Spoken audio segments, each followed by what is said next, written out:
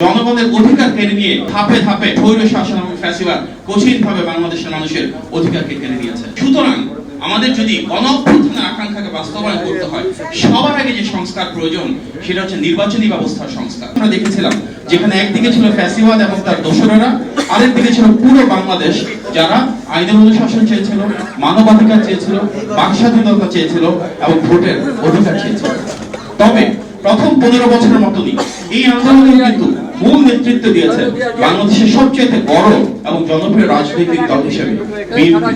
যার কারণে আমরা দেখেছি 16 জুলাই গণঅভ্যুত্থানের সবচেয়ে ভাইটাল যে ফার্স্ট ডে, সেদিন কিন্তু ওয়াসিম আকরাম চট্টগ্রামের ছাত্রদের আদর্শকে ধারণ করে শহীদ হয়েছিলেন। সেই 16 জুলাই রাতেই সর্বপ্রথম এক দফা ঘোষণা দিয়েছিলেন বিএনপির ভারপ্রাপ্ত চেয়ারম্যান জনাব তারেক রহমান।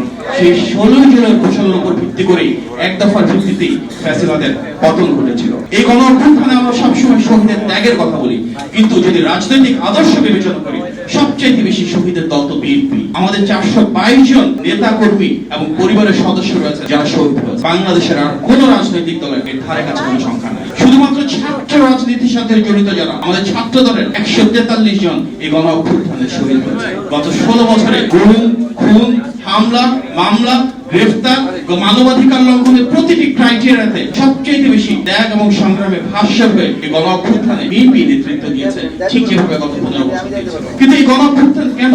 এর কারণ গত 3টি নির্বাচন আমরা দেখেছি। 2014 সালে বিনা ভোটে নির্বাচন, 18 সালে নিশিরাতে নির্বাচন, 24 সালে ডামি ভোটে নির্বাচন, যার মাধ্যমে জনগণের অধিকার কেড়ে নিয়ে ধাপে ধাপে স্বৈর শাসন এবং ফ্যাসিবাদ কঠিনভাবে বাংলাদেশের মানুষের অধিকারকে কেড়ে নিয়েছে। আমরা এমন একটি সরকার দেখেছি যার ক্ষমতার উৎস জনগণ ছিল না, ছিল রাষ্ট্রযন্ত্র, পুলিশ, প্রশাসন, আইন শৃঙ্খলা বাহিনী, বিচার বিভাগ, নির্বাচন কমিশন, দুদক, প্রতিটি রাষ্ট্রীয়, সাংবিধানিক এবং আইনগত সংগঠনকে, প্রতিষ্ঠানকে সম্পূর্ণরূপে দলীয় অঙ্গ সংগঠনে পরিণত করে আওয়ামী লীগ এমন ভাবে দেশটা পরিচালনা করেছে এখানে যারা সরকারি দলের সাথে ছিল, আওয়ামী লীগের সাথে ছিল, তারা ফার্স্ট ক্লাস সিটিজেন, আর যারা আওয়ামী লীগের বিরোধী ছিল তারা সেকেন্ড বা third class citizen. Mona Lisa heavy flow 15 piece প্যাকেটের সাথে 8 পিসের একটি প্যাকেট একদম ফ্রি।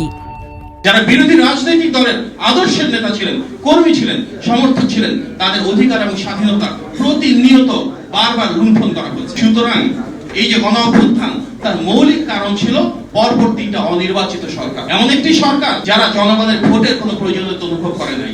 এমন একটি সরকার যেটি গুম, খুন, মানবাধিকার লঙ্ঘনের মাধ্যমে প্রতিনিয়ত জনগণের উপর নিষ্পেষণ চালিয়েছে, নিপীড়ন চালিয়েছে। সুতরাং আমাদের যদি গণঅভ্যুত্থানের আকাঙ্ক্ষাকে বাস্তবায়ন করতে হয়, সবার আগে যে সংস্কার প্রয়োজন সেটা হচ্ছে নির্বাচনী ব্যবস্থার সংস্কার। সবার আগে যে সংস্কার প্রয়োজন সেটা হচ্ছে রাষ্ট্র ব্যবস্থার সংস্কার। এমন একটা রাষ্ট্র ব্যবস্থা যেখানে রাষ্ট্র পরিচালনার দায়িত্বে জনগণের ম্যান্ডেট নিয়ে, জনগণের ভোটে নির্বাচিত, জনগণের প্রতিনিধিত্বমূলক সরকার। সেই বিশ্বাস থেকে, সেই আস্থা থেকে সবার আগে কিন্তু সংস্কারের কাজ শুরু করেছে বিএনপি।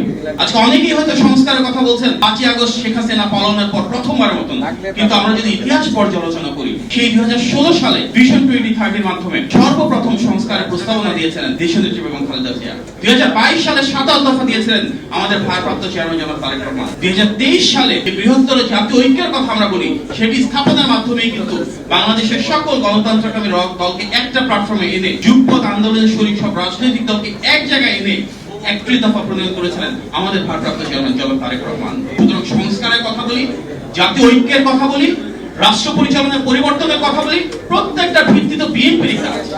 আজকে দ্বিকক্ষ বিশিষ্ট সংসদ, প্রধানমন্ত্রীর টার্ম কয়বার হবে, রাষ্ট্রপতির সাথে প্রধানমন্ত্রীর ক্ষমতার কি ভারসাম্য হবে, প্রশাসনকে আমরা কিভাবে ঢেলে সাজাবো, গণমানুষের কাছে কিভাবে অধিকার ফিরে দিব, প্রত্যেকটার মৌলিক ভিত্তি আমাদের 31 দফায় রয়েছে। আমরা খুব গর্বের সাথে বলতে পারি বর্তমান বাংলাদেশের প্রেক্ষাপটে সংস্কারের ধারক এবং বাহক বিএনপি। বাস্তবতা হচ্ছে